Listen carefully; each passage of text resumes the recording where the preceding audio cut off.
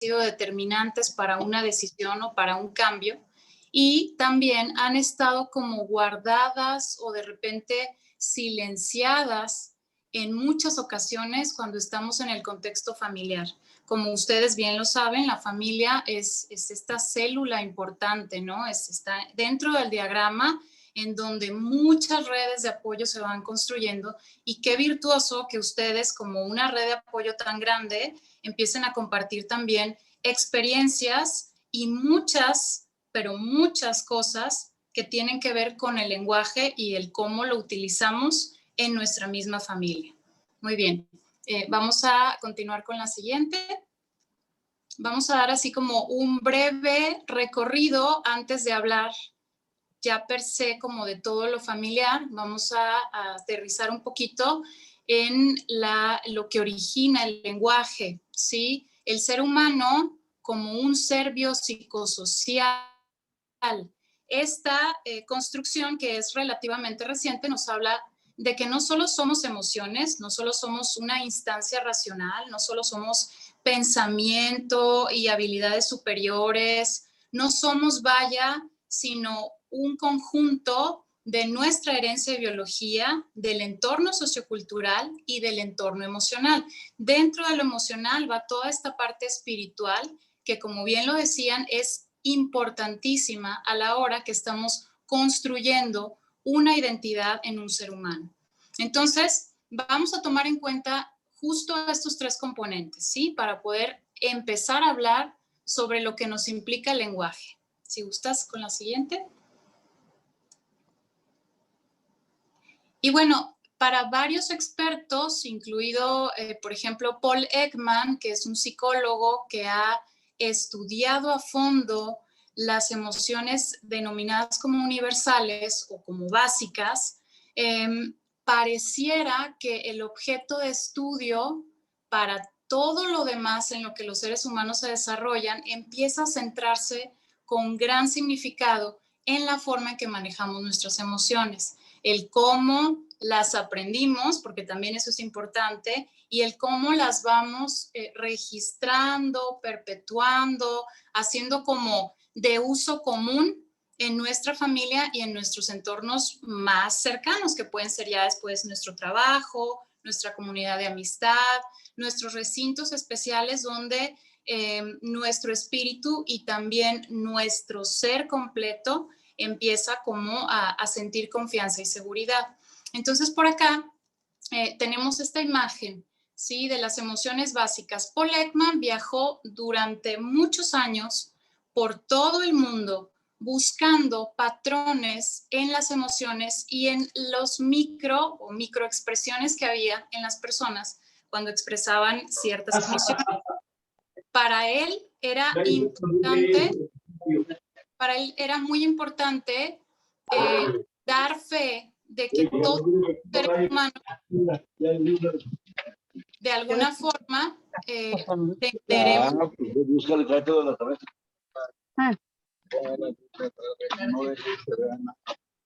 Por favor, les pedimos mantener sus micros en silencio.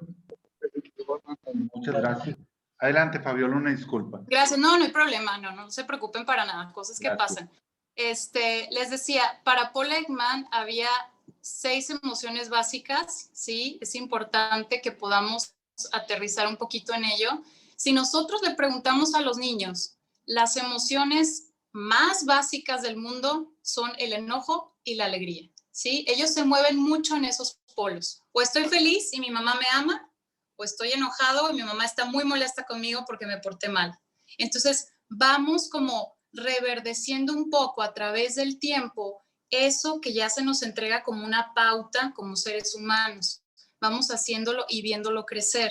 Nuestra emoción más básica podría ser quizá ese punto de partida que nos vamos a llevar durante toda la vida, ¿sí? Y que vamos a actuar conforme a esos registros, porque nuestro cerebro está configurado para almacenar un poco caprichosamente las cosas que vamos viviendo.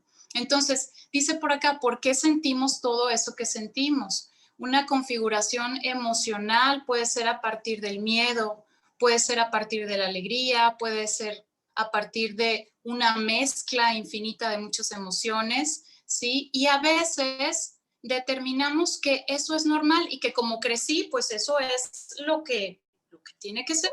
Entonces, en mi familia, todos tienen que entenderme ese mismo sentir, todos tienen que tolerarlo y por lo mismo va teniendo como una perpetuidad, pero no vamos dando cuenta de los impactos que eso puede tener. Entonces nos vamos a detener un poquito en esa parte más adelante. Dice por acá, ¿de dónde proviene la forma en que sentimos? Recuerden, como seres biopsicosociales ya traemos ciertas pautas, heredamos algunas más. El resto lo aprendemos, sobre todo mientras observamos a los demás. Al año y medio, el niño, el bebé, empieza a dar cuenta que tiene cierta autonomía. Para el año y medio, un bebé alcanza a saber que el del espejo es precisamente él.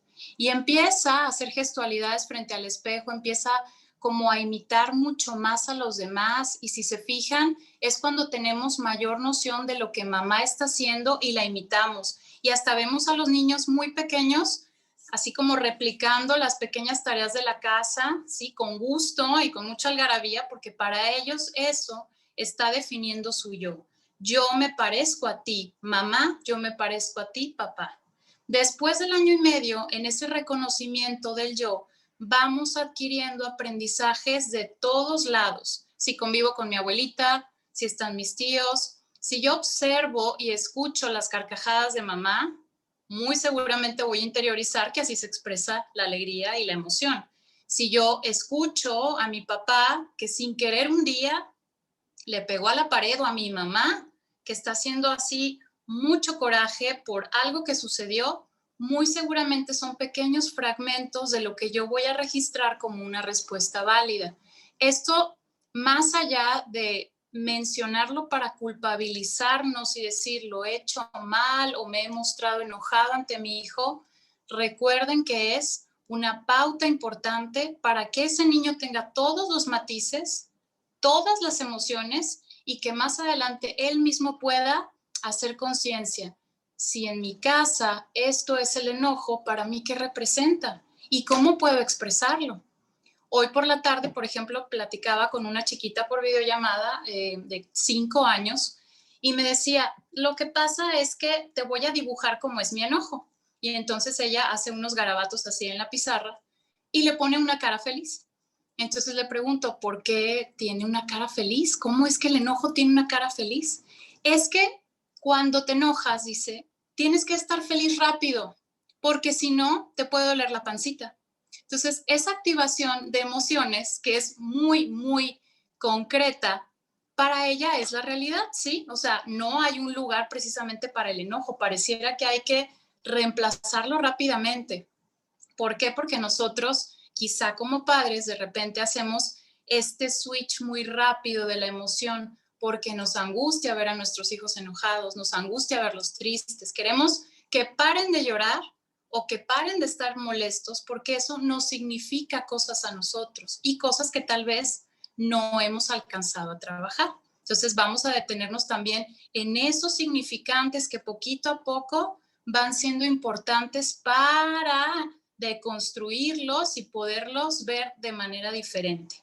Entonces, después de que empezamos a observar a nuestros seres más cercanos cómo reaccionan, cuáles son sus respuestas, empiezo también a darme cuenta cómo la gente responde cuando yo tengo una demanda de amor, una demanda de enojo, una demanda de tristeza, una de consuelo, una de desesperación, entre comillas, berrinches, ¿sí? Entre paréntesis.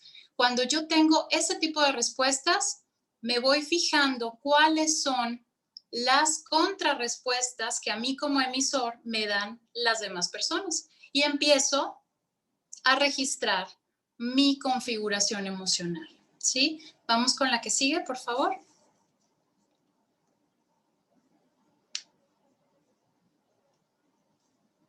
Y entonces nos vamos a percatar de que el lenguaje es una capacidad definitoria de nuestra existencia.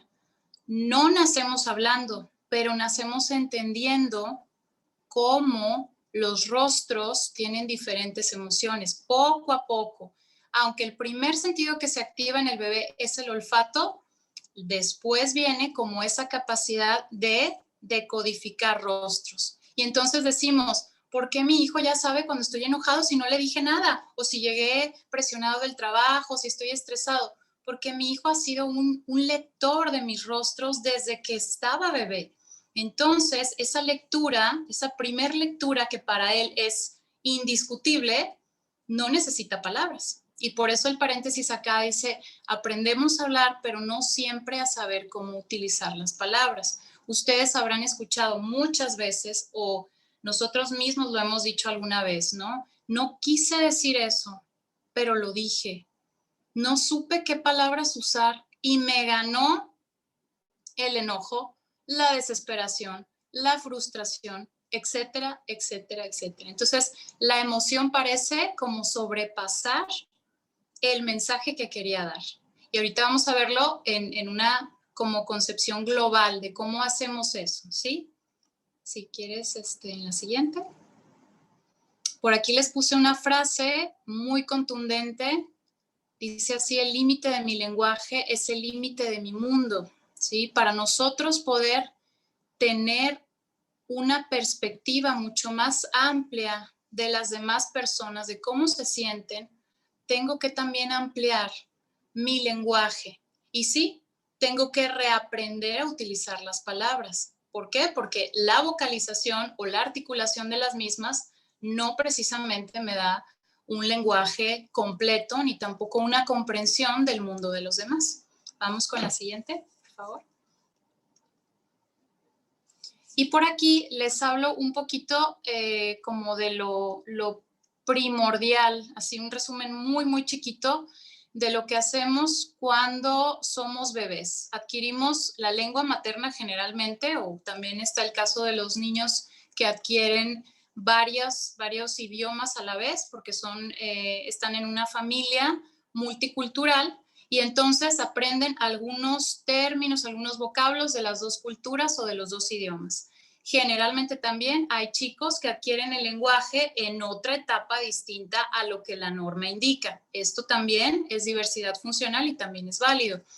Entonces, adquirimos esa lengua materna durante los primeros días, meses y años de nuestra vida.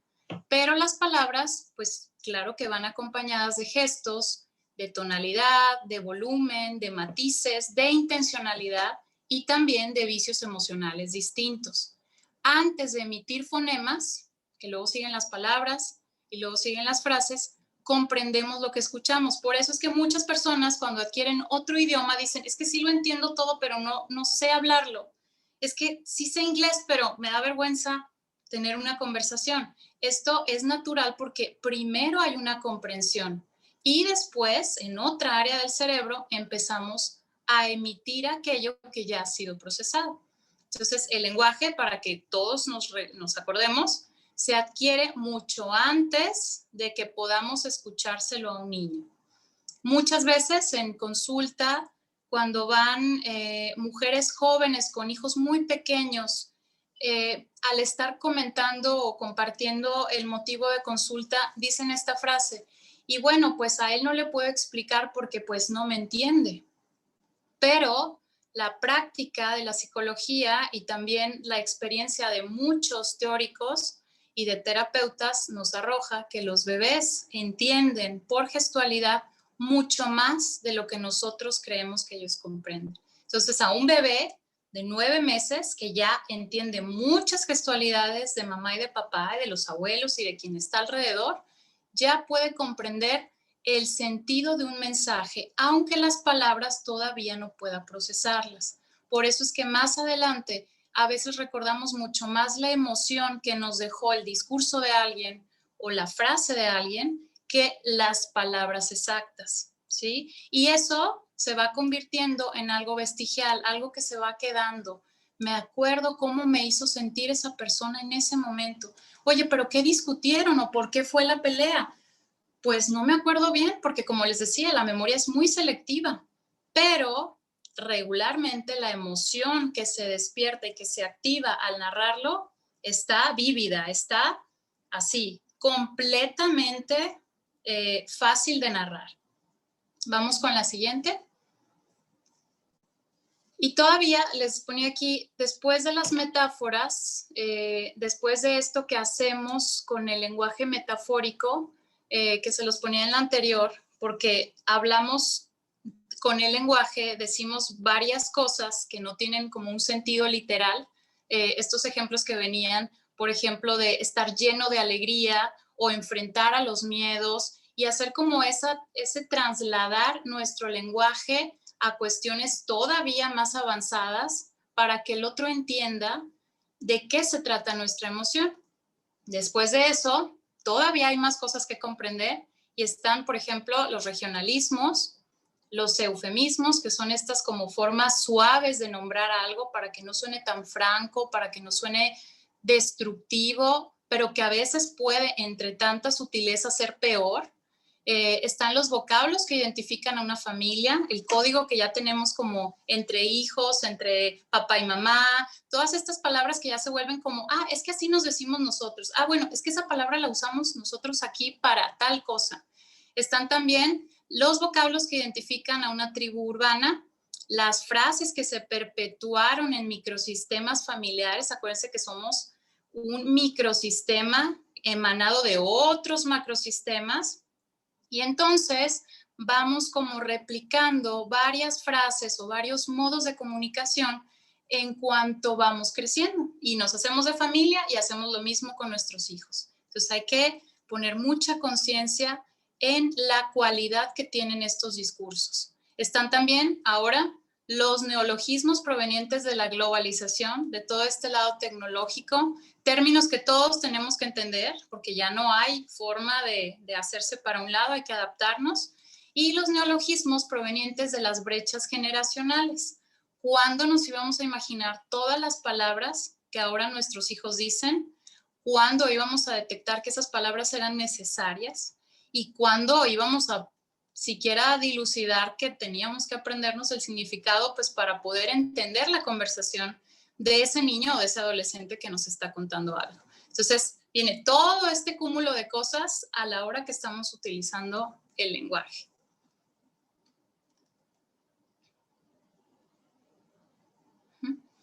Y después de todo este proceso, interpretamos y reinterpretamos una y otra vez ese lenguaje de los demás. Aproximadamente, dice la ciencia, 100 veces al día. Y cuando tenemos además un pensamiento obsesivo, estoy trabajando y estoy pensando en cómo me dijo las cosas fulanito de tal, y el tono que usó, y cómo me escribió el mensaje último, y qué me habrá querido decir. Y si está siendo grosero, yo no me doy cuenta, o si no quiso ser grosero y yo estoy, ya me creí el supuesto de que está siendo grosero, mira nada más. Y luego hablamos con la persona en vivo y nos damos cuenta que nada que ver eso que nosotros captamos en un lenguaje que además no tiene tonos, no tiene volumen, no tiene absolutamente nada, pero que nosotros con nuestra memoria y nuestros registros ya le pusimos toda una connotación. Y les vuelvo a recordar, nuestra memoria es como un bibliotecario viejito que es caprichoso y saca las cosas que puede y en el momento que puede y las que considera válidas, excepto a veces las que son significativas. Entonces, si yo recibo un mensaje que se parece a otro de hace tiempo, muy seguramente le voy a dar esa connotación. Después, ya cuando vamos creciendo, después de la infancia, nuestros patrones lingüísticos están más o menos definidos. Si nos fue bien, ¿sí? Sabremos entender hasta cierto nivel la información, sabremos expresar lo que leímos, escuchamos y pensamos, aunque hay muchos adolescentes que en este momento de la historia no saben cómo interpretar lo que leyeron, ¿sí? Buscan como esto ya procesado, dame un resumen del resumen para yo ya nada más escribir lo último o copiar y pegar. Eso es un fenómeno sociocultural que obviamente tiene otras raíces y que es un tema para la educación justo en este momento, que además es en línea, pero vamos suponiendo que estos chicos ya tienen algunos patrones lingüísticos y algunos como bocetos de cómo comunicarse, que luego ya vemos y pues parece que no. En la adolescencia volvemos a tener un encuentro con el lenguaje, pero ese encuentro es con nuestros padres. La adolescencia no es la primera etapa crítica del ser humano.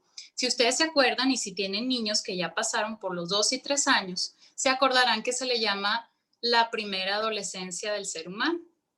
En esta etapa, el niño se despoja de esa simbiosis psicológica de mamá y empieza a querer ser autónomo y empieza a ver el mundo en torno solo a él mismo. Bueno, vuelve a pasar en la adolescencia y los adolescentes tendrán apenas como un 25% de todos los prefrontales formados. Imagínense lo que a veces esperamos de ellos y que no sabemos que esas capacidades o habilidades superiores apenas están en periodo de formación. Decía por ahí un adolescente en cierto taller que estuve, decía, es que mi mamá me habla como si yo ya fuera un adulto y no soy un adulto, soy un niño. Tenía 15 años, ¿no? Entonces, para él todas las frases, todos los mandatos, todas las instrucciones eran como para un adulto. Y al preguntarle a la mamá, era como un mundo así totalmente diferente al que ella había visualizado y dice, pues es que no es un adulto, pero pues ya sabe muchas cosas. Y entonces vamos con la premisa muchas veces de que el adolescente ya es un producto formado, ya sabe, ya tiene conciencia de absolutamente todo y nos vamos equivocando porque lo tratamos con un doble vínculo. Eres grande para todo esto, pero todavía eres muy chiquito para todo esto de acá. Imagínense recibir ese mensaje. Entonces, ¿a dónde me voy? ¿Qué tan chiquito soy? ¿Qué tan grande? ¿Qué tan capaz? ¿Qué tan autónomo puedo ser? Y esa etapa es confusa porque es la primera vez en la que un ser humano empieza a dar cuenta que papá y mamá son más humanos de lo que él creía. Porque antes de eso, para él, eran los superhéroes totales. Y entonces aquí me doy cuenta y vislumbro y tienen defectos y se enojan y también fallan. Y eso justo es necesario. Ese romper esas fantasías que tenemos de niños son necesarias para que podamos abordar el mundo como realmente es. Y que sabemos es un sitio cruel, pero que también tiene todo un montón de cosas bellas e indiscutiblemente inherentes a la vida, ¿no? Que queremos que nuestros hijos experimenten. Muy bien, continuamos. Y bueno, por aquí les pongo una frase de una de las teóricas de la psicología más respetadas y más prolíficas. Ella es Françoise Dolto. Ella veía en su consultorio a padres con bebecitos, veía niños ya de mediana, en la mitad de la infancia, veía adolescentes, pero ella siempre veía el síntoma del niño o el niño que iba al consultorio como parte de un sistema. Y a veces como papás no queremos verlo así. A veces decimos, no sé qué tiene mi hijo, arréglenmelo por favor, algo le pasa, ayúdenlo sus maestras, otras personas, porque yo no sé qué tiene. Y no es una forma en la que no queramos a nuestro hijo, es más como una confesión de no sé qué más hacer, se me acabaron las ideas. Y en el manual que me creí que tenía bajo la almohada de cómo ser papá, ya no viene nada. Entonces, ya no sé qué hacer. Y en esa confesión puede haber hasta un dejo de tristeza, porque lo que más queremos en el mundo es que nuestros hijos nos reconozcan como un buen padre, como una buena madre y como un entorno de paz y de armonía. Ese es como nuestro principal objetivo. Solo hay que detenernos en el hecho siguiente. No siempre la casa va a ser ese entorno de armonía. Habrá que existir un poco de conflicto en algunas ocasiones, un poco de cuestionamiento por parte de ellos para volver a la armonía. Es decir, este sistema se va reinventando y el hecho de que en algún momento yo tenga una dificultad con un hijo no significa que soy una mala madre o un mal padre. Significa que estoy en el punto justo donde mis decisiones, mis respuestas y la forma en la que me acompaña efectivamente van a ser determinantes para esta fase en la que está mi hijo. A veces se nos puede cerrar el mundo y un problema nos puede sobrepasar y decir, pero si yo le di valores, pero si yo siempre platicaba con él, pero si yo a ella le decía que siempre es bonita, ¿por qué su autoestima es baja? ¿Qué hice mal? Y muchas veces nos detenemos y nos culpamos, nos sentimos como ya, o sea, mi batalla final está perdida y lo único que hay que empezar a hacer es tratar de ir atrás en nuestros pasos, ¿sí? Y ver cómo es que construimos esa comunicación con ese hijo o con esa hija.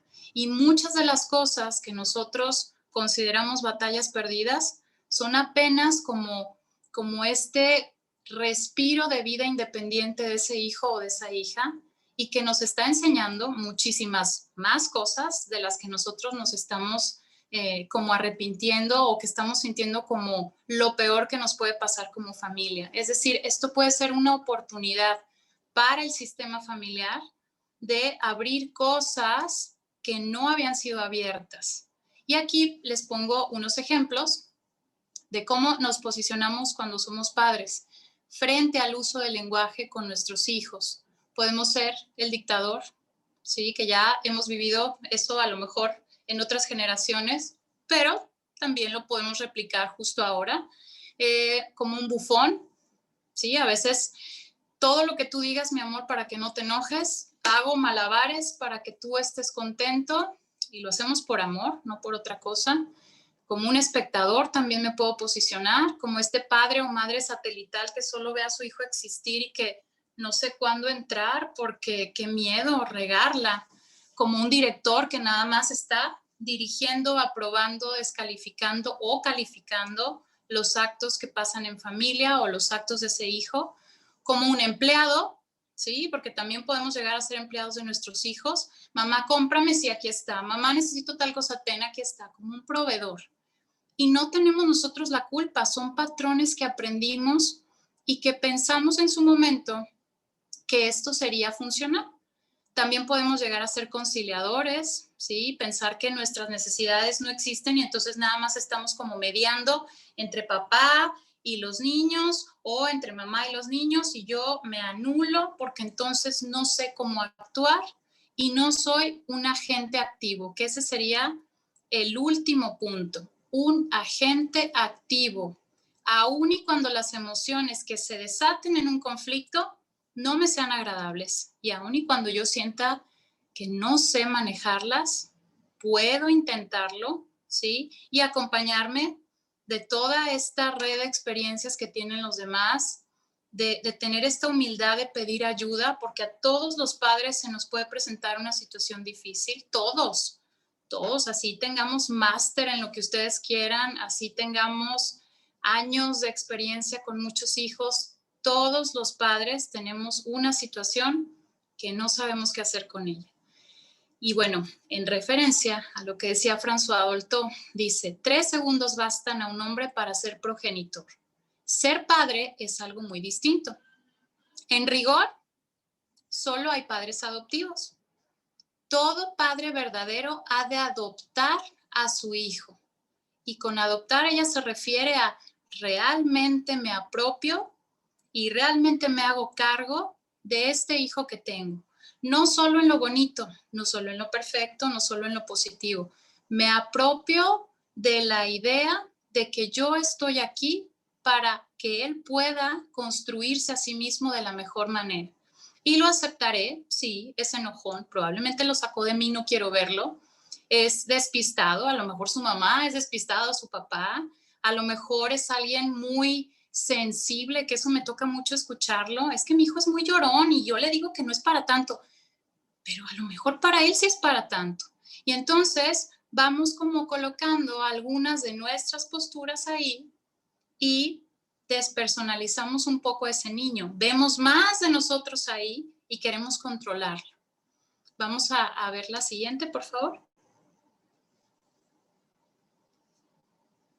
Una pregunta. ¿Hasta qué nivel es correcto o adecuado involucrarse? adoptarse y hacerse cargo, porque en ocasiones pudiera decir, oye, ¿cómo, me ha dicho en ocasiones mi hijo, oye, cómo me gustaría que te importara menos? Y a lo que Ajá. se refiere es que te involucres menos en mi día a día. Ujú. La pauta, el referente nos la da cada hijo, porque incluso cada hijo va a tener un medidor distinto y a veces podremos llegar a sobrecompensar procesos. Eso es muy, muy natural cuando somos padres. Decimos, como yo no tuve esta atención o me imagino que esto es lo que necesita, voy a estar al pendiente de absolutamente todo. Pero ese hijo, además de ser nuestro espejo, también es un ser humano distinto que va a necesitar cosas mucho, muy diferentes a las que nosotros creemos, ¿no? Y aquí precisamente va como estas expectativas a propósito de esa pregunta, ¿no? Dice, regularmente al saber que seré padre o madre, guardo en el equipaje de ese niño antes de que nazca, ya le preparo su maleta y tengo los siguientes utensilios ya listísimos para usarse. Dice las expectativas mías y de mis ancestros, aunque suene exagerado, pareciera, sobre todo en la cultura oriental lo podemos ver un poco más, en la latinoamericana también, ¿sí? A veces hay como cierto rasgo positivo, ¿sí? Eso está excelente, que digamos, bueno, pues en mi generación todas las mujeres de la casa estudiamos algo. En los tiempos de mi abuela, ni hablar de que una mujer pudiera escoger una carrera. Esos son puntos trascendentes, pero hay que detenernos porque quizá de todas las mujeres que somos en la familia, haya alguien que quiera llevar un camino distinto, ¿sí? Y mientras haya un acompañamiento, todo camino puede ser trascendente. Nada más que nos fijamos como un solo destino y un solo camino que ese niño o esa niña pueden seguir. También le vamos preparando los yo no pude hacerlo de mi infancia, por supuesto. Yo no pude ser gimnasta, entonces cuando tenga una hija la voy a meter a clases o a mi hijo lo voy a meter al grupo de fútbol, porque entonces, y ojo, no es que sea malo, para nada, va con mucho amor. El ir a pagar una inscripción en una escuela de fútbol, de gimnasia, de ballet, de patinaje, va con amor. Pero ¿qué pasa cuando estoy cero receptivo a lo que ese niño o al potencial que ese niño podría tener? Y cuando le impongo y digo, es que él va a ser doctor como mi papá, es que ella tiene que ser bailarina, pero poco a poco me voy dando cuenta que no lo disfruta. Y una cosa es la disciplina, que es muy importante. Oye, vamos a ir 6 meses a esta escuela y vas a ver si te gusta o no. Pero si ya estamos viendo a ese niño sufriendo y vemos que tiene otras habilidades, el objetivo de dejarlo ahí cumple más con una expectativa propia que con el hacer crecer a ese niño o darle recursos. También le vamos dando que tenga lo que yo no tuve de mi infancia y mi adolescencia. Los yo no quiero que sufran lo que yo sufrí. Eso es una frase muy común que también es válida porque no queremos, obviamente, que nuestros hijos sufran algo que para nosotros fue difícil. Las imágenes y constructos de toda una dama, todo un partidazo, todo un caballero, hasta cómo se debe peinar. La camiseta de mi equipo de soccer, algo muy común por acá en ciertas culturas, ¿verdad? Que es, si yo soy tigre, él también va a ser tigre, ¿cómo de que no? Y nos casamos con la idea, pero totalmente. Y no es que sea algo malo, pero hay que ver hasta dónde llega esa idea, hasta dónde ya transgrede un poquito, porque los hay los casos y ustedes los sabrán de conocer, de niños que de verdad, regios y todo, detestan el fútbol. Lo detestan, practicarlo, verlo, usar la camiseta, no lo quieren en su vida. Y entonces, para papá o para mamá, esto viene a ser como un conflicto total. ¿Cómo es posible que a mi hijo no le gusten las mismas cosas que a mí? No puedo con eso. Entonces, desde que hacemos el equipaje, hay que fijarnos qué metemos y si ya mi hijo ya está aquí en la tierra, bueno, voy a ir allá al archivo, a la bodega, a ver ese equipaje, a ver qué metí, qué puse aquí, porque hay cosas que tal vez estén más allá de ser, perdón, una demostración de amor, tal vez estén siendo un peso, un yunque pesado para la espalda de ese chico. Y tal vez sus habilidades, sus pasiones, sus motivaciones sean otras. Hay otras cosas que también llevamos cuando son mayores, la fotografía familiar de postal navideña que yo ya quiero que se tome con su esposo, esposa e hijos.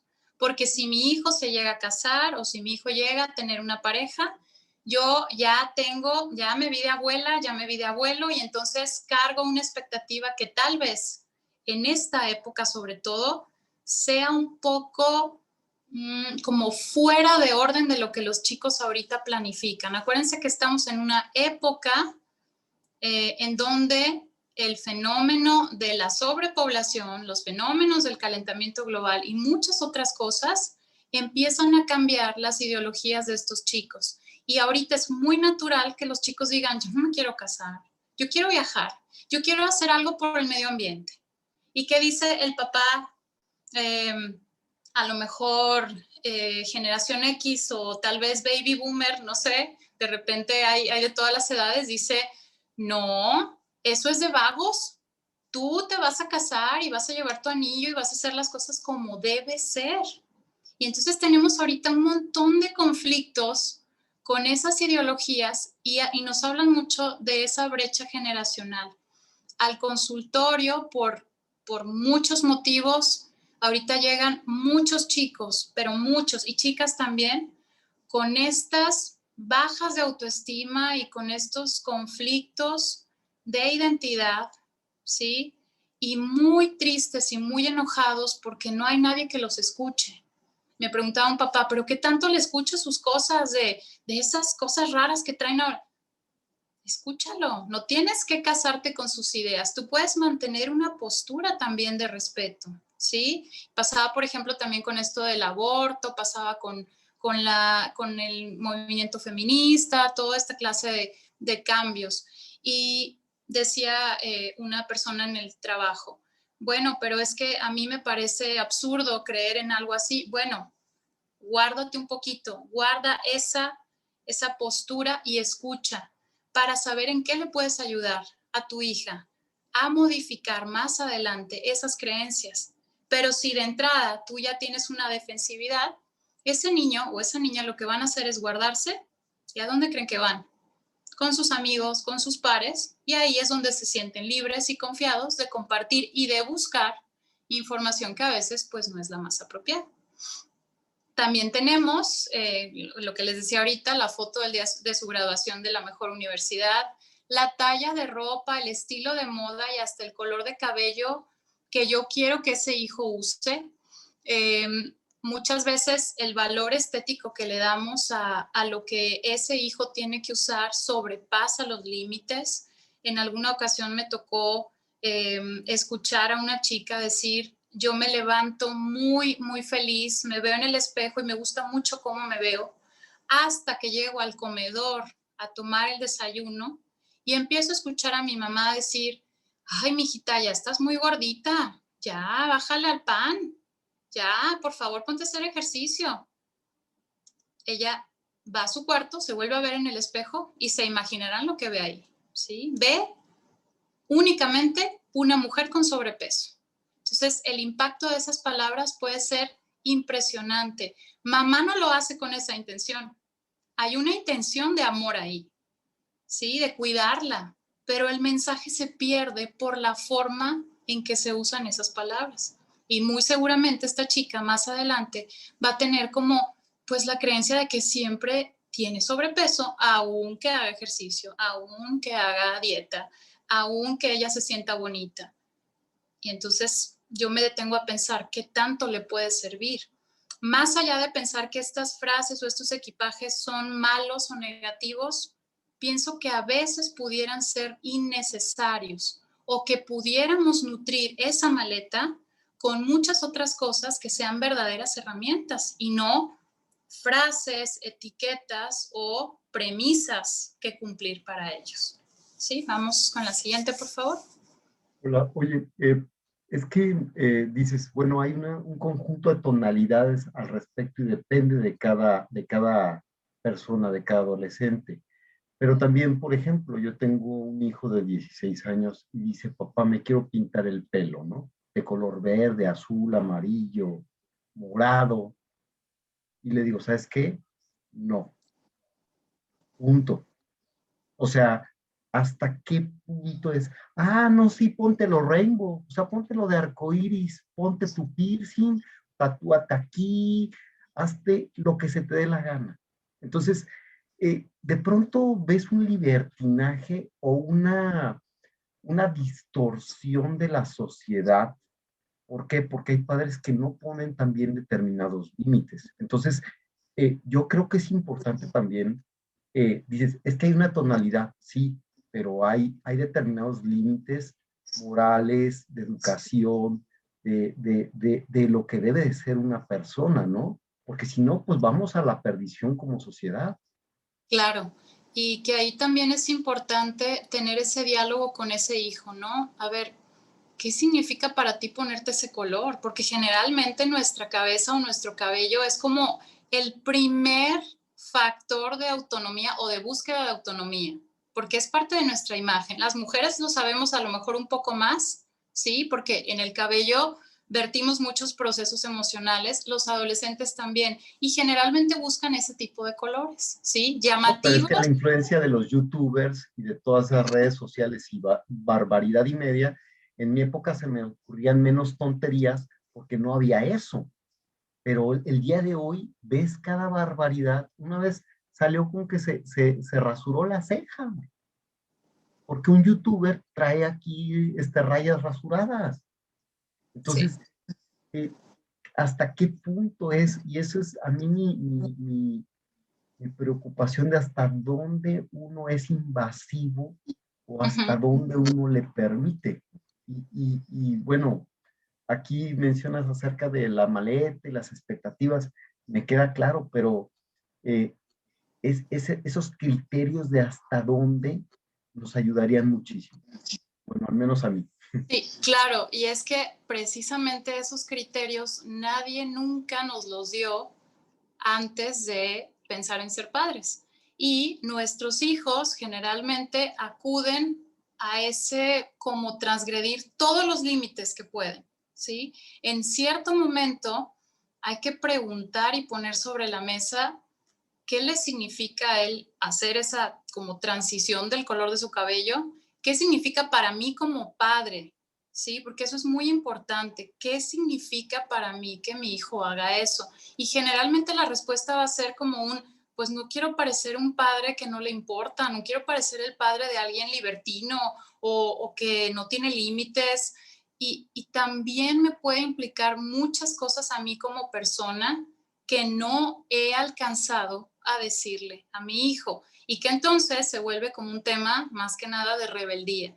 Con los adolescentes generalmente hay que aprender a negociar, ¿sí? Porque hay algo importante. Ahorita de todas formas ven esas cosas. Si no les quitamos el celular y el iPad y si no nos volvemos una cultura más cuidadosa con eso, porque también está este otro lado de pues tampoco le puedo como privar de ver las cosas que hay en el mundo, tampoco le puedo quitar el sentido de pertenencia, no por completo, pero puedo negociar con él, ¿sí? Porque ese pintarse el cabello tiene un significado para él y puedo lograr entenderlo, pero mis reglas pues se tienen que respetar en la medida que también yo se las muestro.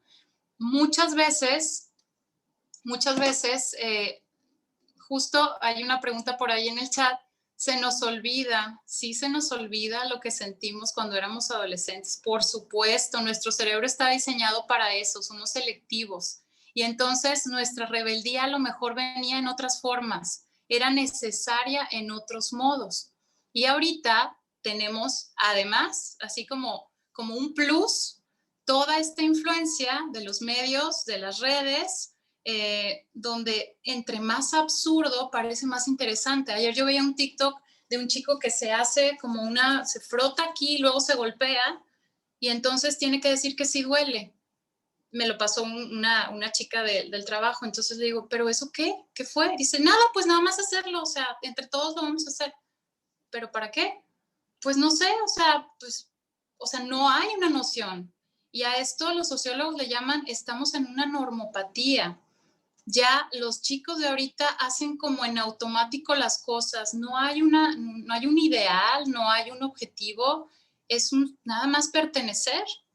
Y esa normopatía tiene más o menos desde la generación anterior a esta, y que habla de ese como aburrimiento y como saciedad extrema de todo lo que nosotros como padres les dimos. También estamos involucrados ahí porque les dimos la posibilidad. Y decimos, pero es que yo de joven nunca se me ocurrió hacer eso.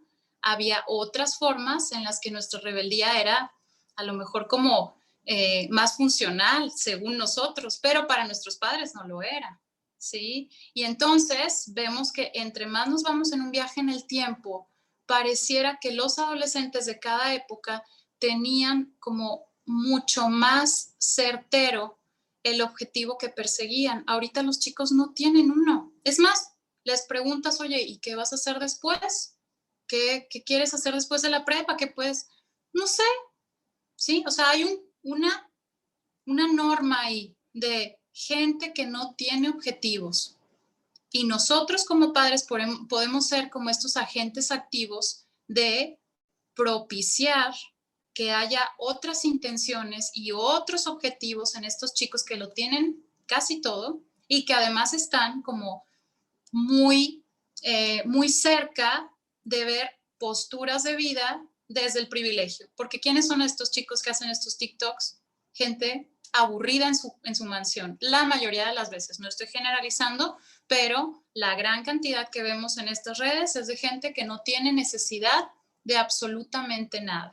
Es decir, fuimos como dilapidando un poco estos cimientos de, bueno, ellos tienen todo, ¿y qué pasa cuando yo ya completé todas mis necesidades básicas a una edad muy corta? Vendrá, por supuesto, esto que se llama la saturación del yo. Ya nada me complace, nada me motiva, no me tengo que esforzar para nada, mi papá ya me tiene aquí todo, mi mamá me tiene aquí todo, entonces, ¿qué más hago?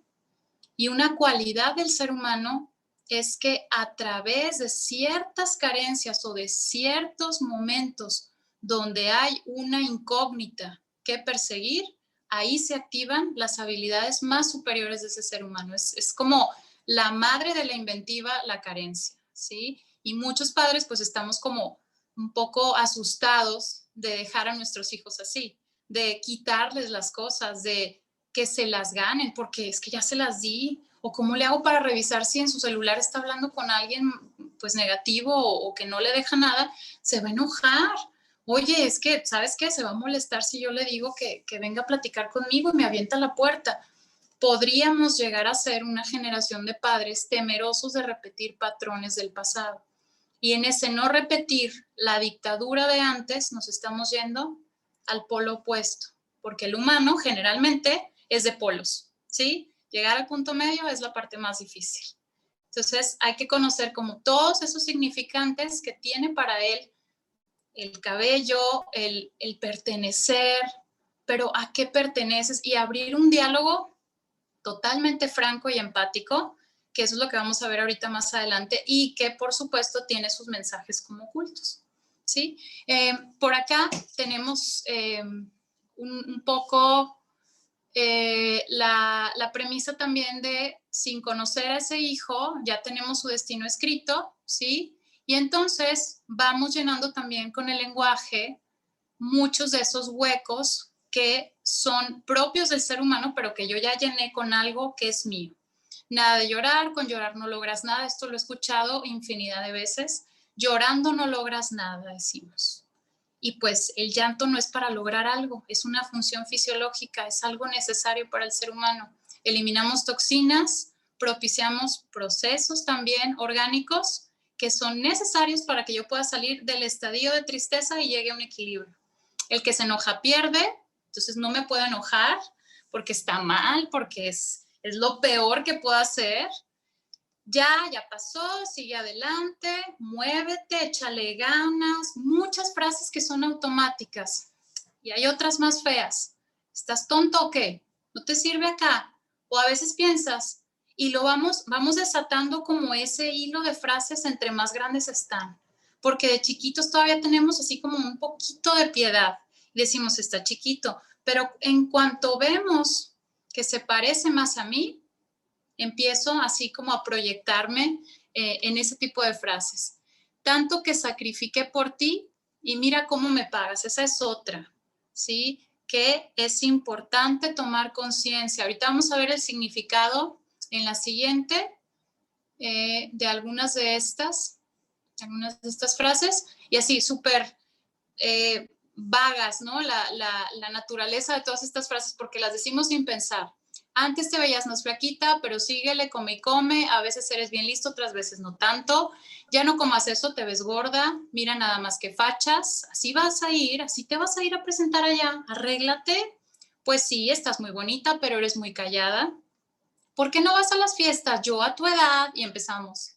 Yo iba a todo lo que me invitaban, yo hacía, yo iba, me das vergüenza, yo no te crié así, vas a llorar por eso, ni que fuera para tanto. Y ahorita vamos a ver el mensaje ulterior que hay dentro de todas estas frases, en la siguiente. Por ejemplo, nada de llorar, con llorar no logras nada. El mensaje real es, no sé qué hacer con las lágrimas, no sé qué hacer con tu tristeza, no tengo idea de cómo reaccionar ante ellas, por lo tanto que se vayan, desaparécelas, desaparece tu tristeza con una varita mágica. El que se enoja pierde, mucho menos sé cómo lidiar con el enojo, me sobrepasa, mejor que se vaya, quítalo, apriétale al botón rápido. Ya, eso ya pasó, sigue adelante, no quiero hacerme cargo del pasado porque me duele, el pasado duele, nos avergüenza, nos hace sentarnos y colocarnos en la línea del tiempo y asumir cosas que a lo mejor no hemos podido sentirnos suficientemente responsables de ellas, ¿sí? En la siguiente, ¿estás tonto qué? Cuando fallo siempre me he sentido que soy tonto, eso puede ser una proyección propia. Ya no estás bueno tú, soy incapaz de guiarte con mejor precisión como papá. Tanto que sacrifiqué por ti, mira cómo me pagas. En realidad hubiera querido no tener que renunciar a las cosas, pero lo hice porque pensé que eso era lo correcto. Tú ni siquiera me lo pediste. Antes te veías más flaca, pero síguele, come y come. En el pasado te decía que gordita era estar sana, pero ahora no sé cómo revertirlo. Son estos mensajes de doble vínculo. De niños les decimos que coman todo lo que hay y luego ya no comas porque te ves gordo. Mensaje, sí, cruzado. A veces eres bien listo, otras veces no tanto. Soy incapaz de verte como padre o como madre, como un ser humano completo y quiero que siempre seas perfecto, quiero que siempre seas listo. El equivocarte me hace que no complete esa como apropiación de que pues, soy tu papá y así completo te quiero. Y bueno, la siguiente, no importa si yo no te enseñé a dejar la comida chatarra, si engordas me haces ver como una mala madre o un mal padre. Ahí están algunos mensajes ulteriores o subyacentes de algunas frases, no que sean las únicas, porque hay muchísimas más, pero vamos a hacer un poquito esa toma de conciencia cuando yo he repetido o he dicho algo así. ¿Sí? Y bueno, esas palabras en lo inmediato habitan a nuestros hijos por tiempo indefinido. Aquellas que no dije se vuelven suposiciones, se pierden en hostilidad, en lo que suponen ellos que quisimos decir, en enojo, en resentimiento, se vuelven secretos familiares o tabúes, nos persiguen, nos atan, pero hacemos como que no está pasando nada. Y cuando llega ese tema a la mesa, nos súper incomoda porque no sabemos afrontarlo. ¿Seguimos? Lo que se calla, dice Dolto, en la primera generación, la segunda lo lleva en el cuerpo. Si viví sin reconocimiento y validación, lo buscaré insaciablemente en todo lugar. Mis hijos probablemente reciban una dosis excesiva de eso mismo, porque yo pienso que lo necesitan. Si viví en un contexto de mentiras, tal vez buscaré formas fantasiosas para solucionar los problemas. Si las condeno, puede que esté demasiado consciente de su posibilidad y ahí es donde nos vamos al otro extremo. Me vuelvo paranoico y desconfiado de mis hijos o de las personas que están alrededor. Si reprimí las emociones negativas, mis órganos vitales recibirán esa carga. Me volveré propenso a enfermedades específicas y podría también heredar esa propensidad. Vamos en la siguiente, Vamos así a hacer un recuento de lo que sucede cuando yo vivo violencia o maltrato, cuando los niños tienen como ese ambiente. Generalmente se ve en su sistema inmunológico. Este es el timo, la glándula que está más o menos aquí a la altura después de la clavícula.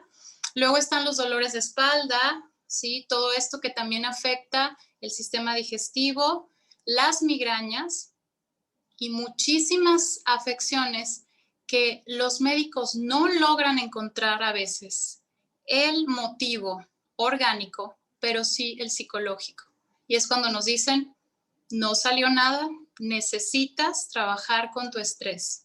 Y si nosotros somos padres y nos podemos hacer cargo de nuestra propia consulta, vamos a pensar en un hijo que vaya a ir a un consultorio con todas estas dolencias y vamos a pensar en qué podemos aportar, más que en qué me puedo culpar porque he sido terrible. No, en qué puedo aportarle para que él se dé cuenta del impacto que está teniendo en su cuerpo todo esto que yo a lo mejor vi pasar, porque no somos las únicas entidades en la casa, también está papá, el resto de la familia, los demás hermanos.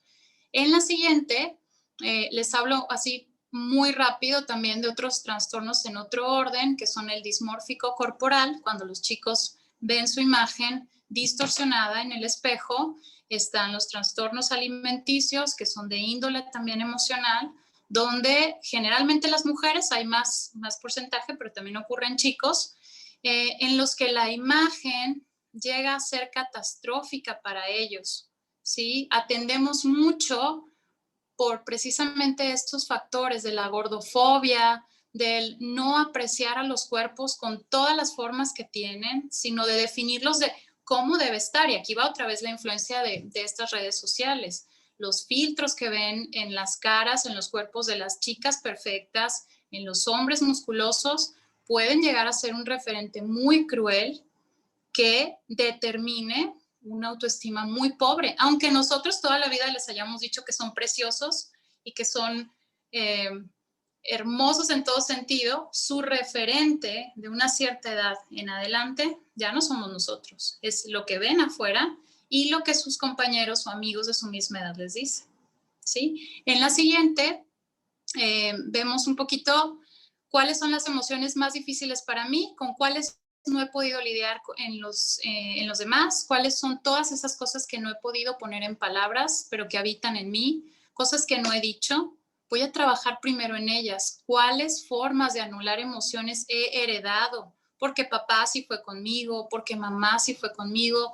No es su culpa, pero era su manera de funcionar. ¿Qué puedo hacer yo diferente? Porque me llevo trasladándolo y lo puedo llegar a perpetuar. Pero nada de esto es absoluto, todo lo puedo remediar. Decíamos, pues mientras haya vida podemos revertir muchas cosas y ver cuál es el mensaje ulterior o subyacente de mis palabras. ¿Qué podría ser el mensaje ulterior de las palabras de mis hijos? Y aquí va así rápido en la siguiente, las cosas que también ellos nos dicen.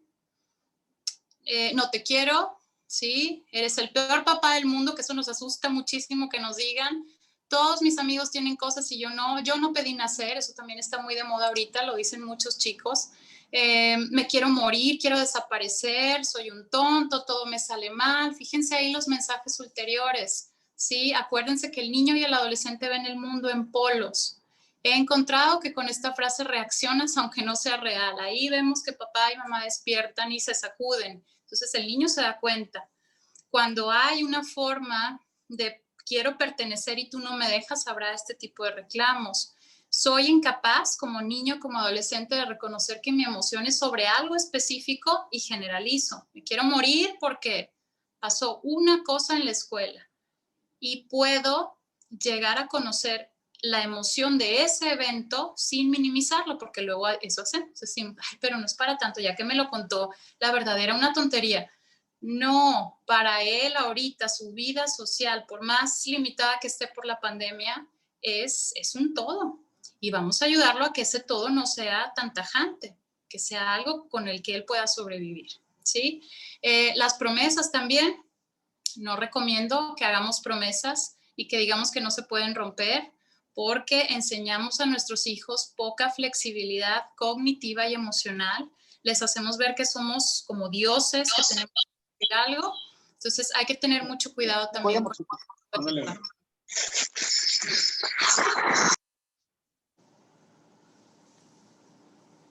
Muy bien, nos vamos a la siguiente, por favor. Y bueno, esto ya como para finalizar, es importante encontrar nuestras emociones, reconocerlas y hacernos cargo de ellas. Es un ejercicio cotidiano que se debe prolongar lo más posible. Reconocer las emociones de quien está con nosotros a través de un mensaje empático. Me tienes harta, ahora hace tiempo, hace poco, ¿cuándo? Sí, pero nos lo tomamos como, lo tengo harto en todo. Ya no sé qué más hacer, ayúdame, ese es el mensaje, escúchame, te escucho a ti. Me siento derrotado, verdaderamente no puedo ver la luz justo ahora, entonces tengo que conectarme con ese momento oscuro de esa persona, si es mi hijo, si es mi hija, para poder entender hacia dónde quiere ir o cómo puedo yo darle un acompañamiento en ese momento. Por ahí en la siguiente, por favor. Viene así muy breve la diferencia entre ser empático, ser simpático, ¿sí? En la empatía me voy a conectar, en la simpatía no me conecto y solamente doy como, al menos no te pasa nada malo en esto otro, busca aprobación nada más, escucha para responder, no para realmente tener como una respuesta de compañía. Y en la empatía no hacemos un juicio. Esa es una de las perspectivas más importantes. En ese plano emocional escuchamos sentimientos y también nos centramos en la parte emocional. Y ya, si quieren también verlo con más detenimiento, igual se las puedo compartir para que lo vean con más calma. Estas preguntas son para cerrar. ¿Cómo puedo tener esa conversación compleja con mis hijos si no la he tenido conmigo aún? No he ensayado las palabras, no me he escuchado cómo suena. Si no han sido empáticos conmigo, difícilmente sabré serlo. Tengo que practicar. La empatía es una habilidad que se adquiere a los 4 años, pero si no la practico se queda ahí como arrumbada. Puedo aprender a hacerlo. Si nunca hablaron conmigo con la verdad y empatía, podré ser demasiado franco o demasiado ajeno a la emoción. Esto es el punto medio, difícil de lograr, pero posible, ¿sí? Entonces, busquemos estas formas nuevas de comunicación, ser empáticos, francos y reales, que no provengan únicamente de mi pasado, que abran temas que a lo mejor en muchas generaciones nunca se han podido abrir, que no lastimen en primera instancia, porque no supe qué hacer y nada más grité y cerré el tema, le di carpetazo y vámonos. Que no sean contundentes, sino flexibles. En la maternidad y en la paternidad, muchas de las claves están en el ser flexible, no permisivo, ni libertino, ni con pocos límites, pero sí en el poder ajustarme entre eso rígido que recibí tal vez como niño y esto casi de cristal que nos lleva pues a que los chicos no vean sus límites. Puedo llegar a un punto medio y ahí es donde está la flexibilidad pues para ser un mejor padre y una mejor madre. Y bueno, les agradezco, disculpen que me pasé creo unos minutos, muchísimas gracias por su tiempo y su atención. No sé si quieran preguntar algo o si hay alguna inquietud aparte de esto, si me pueden retroalimentar, yo encantadísima de escucharlos. Pues muchísimas gracias, Fabiola. Ha sido muy amable y muy puntual en toda la conferencia, en esta charla. Sí hay un par de preguntas de nuestros hermanos. Juan Martínez te pregunta, ¿se puede olvidar que nosotros fuimos adolescentes ahora que somos padres? ¿Es como no quedarse fuera de la moda? Ok, sí se puede olvidar, o sea, esa información ahí está, pero selectivamente no la recordamos porque ahora estamos en otra fase. Entonces, sirve mucho que podamos conectar con esa parte de nosotros y investiguemos un poquito más de cuál podría ser el motor de nuestros hijos adolescentes y los significantes que encuentran en hacer estas cosas que ahorita nos parecen absurdas. Es decir, ahondar en ese mundo que muy probablemente no sea como el de nosotros. Eso hay que darlo por hecho, ¿sí? Pero poder echarnos ese clavado que va a tener muy buenos resultados porque ese hijo se va a sentir escuchado y se va a sentir con validación.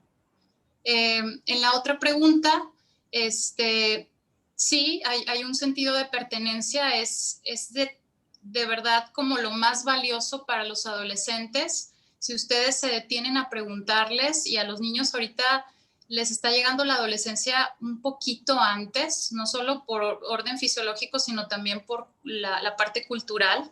Desde los 9, desde los 8, ya tenemos chicos que están viendo páginas inapropiadas, que ya están siguiendo gente que no les va a dejar nada bueno y que para ellos pues es un modelo a seguir.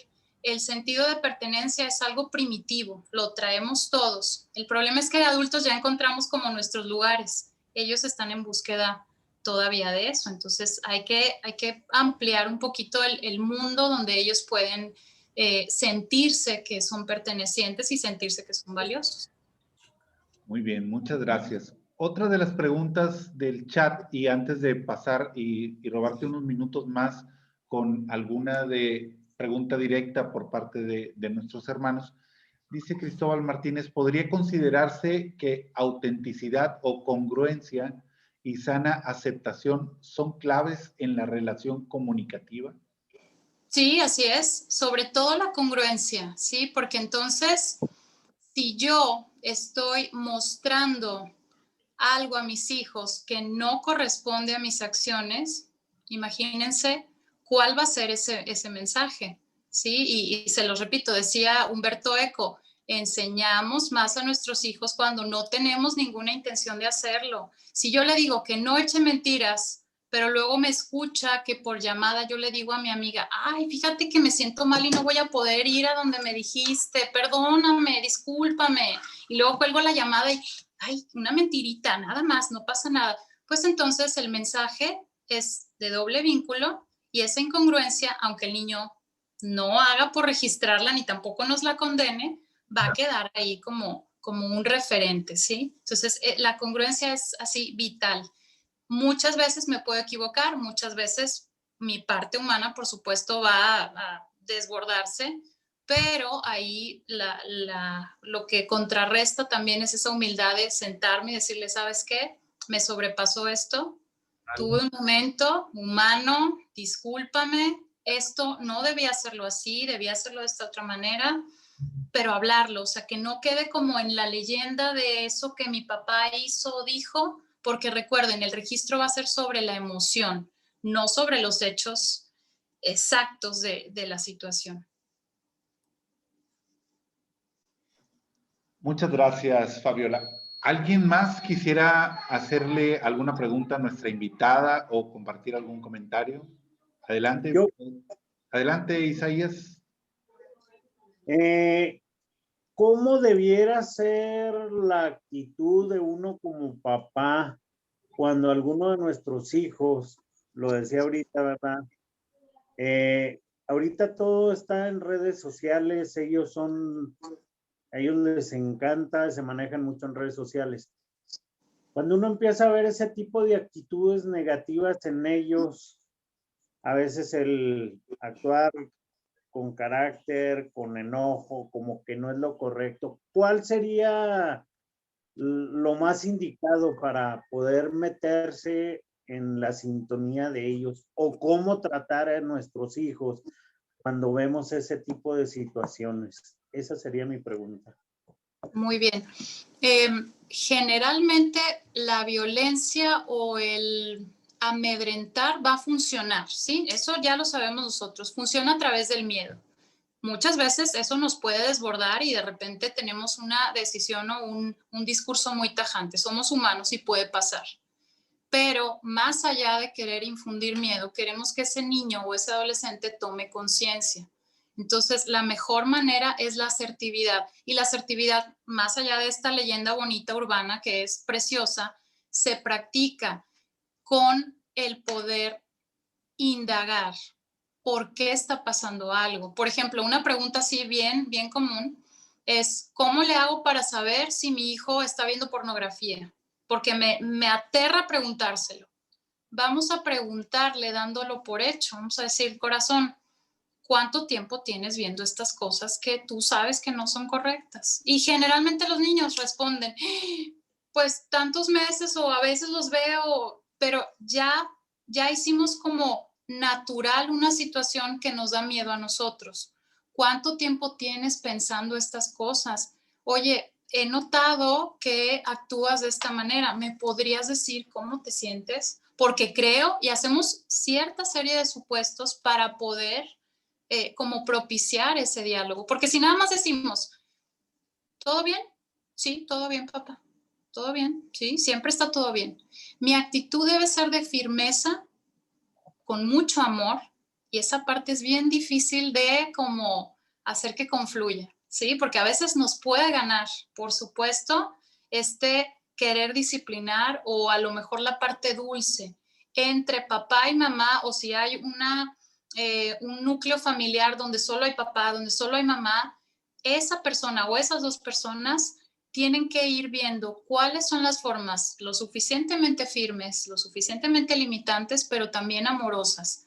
Los hijos se van a acordar de esos equilibrios, ¿sí? Entonces, si yo tiendo a lo tajante, tiendo a lo inflexible, sí, puede funcionar. Y dicen ahora muchos de la generación pasada, a mí me funcionó y soy una persona buena y no estoy traumado, y así lo normalizamos. Sí, pues eres una persona buena y haces muchas cosas y eres responsable, pero no fue a partir de una toma de conciencia, fue porque te daba pavor volver a hacer algo y que tu papá te regañara.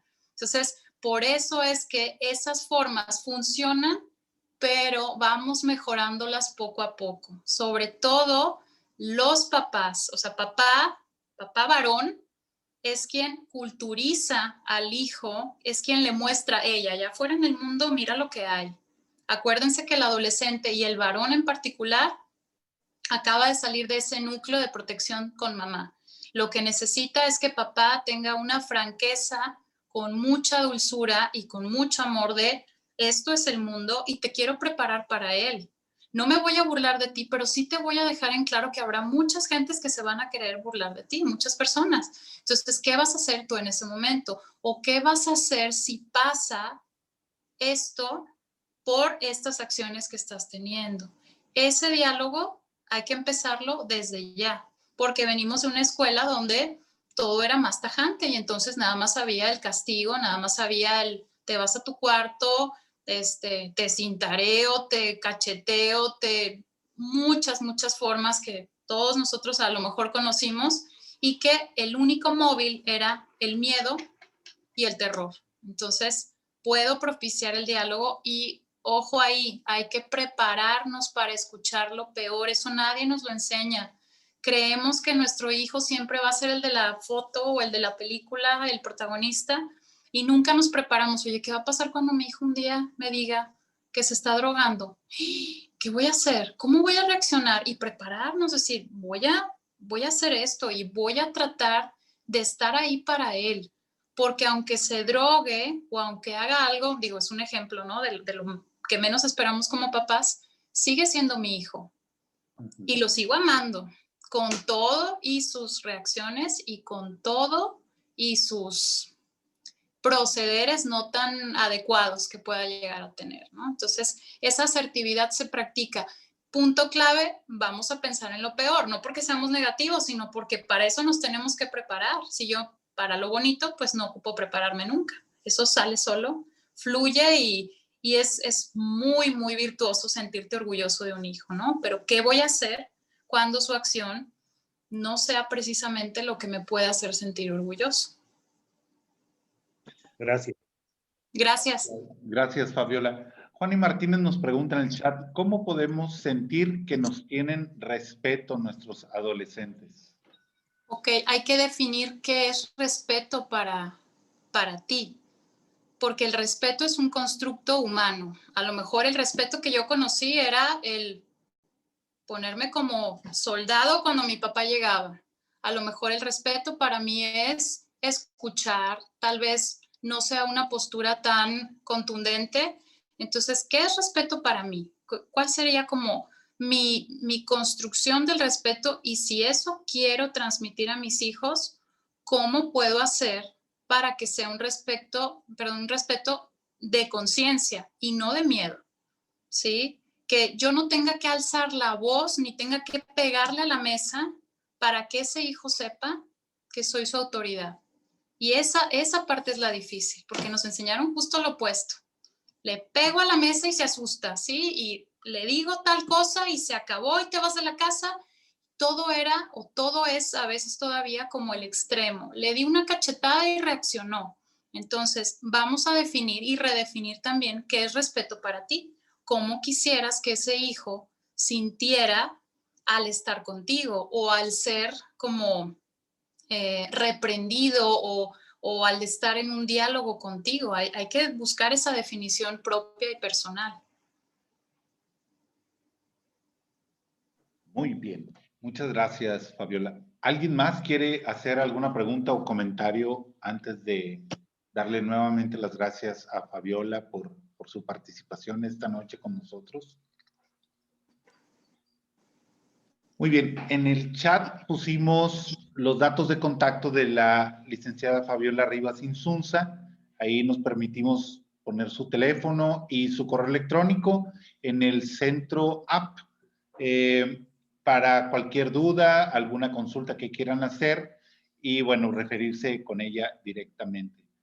Fabiola, muchísimas gracias por tu participación, por estar aquí con nosotros, por tu tiempo, y muy agradecidos contigo. Y esta comunidad trabaja con matrimonios, con hijos, acompañamos a matrimonios de divorciados vueltos a casar, y bueno, estos temas, como dice Antelmo y Araceli, de nuestra sede en San Francisco de Asís, en Apodaca, pues ha sido un excelente tema que nos llena, que nos instruye y que nos obliga también a cuestionarnos cómo es la relación que tenemos con nuestros hijos, cómo nos comunicamos con ellos, si efectivamente lo estamos haciendo.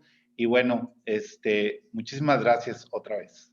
Muchas gracias a todos por su tiempo, sus preguntas, inquietudes. Ahí dejé mi correo. Siéntanse con la libertad de mandar cualquier observación, duda, inquietud. Estaré encantada de responderles. Y gracias por la invitación. Que pasen muy bonita noche. Muchísimas gracias a todos.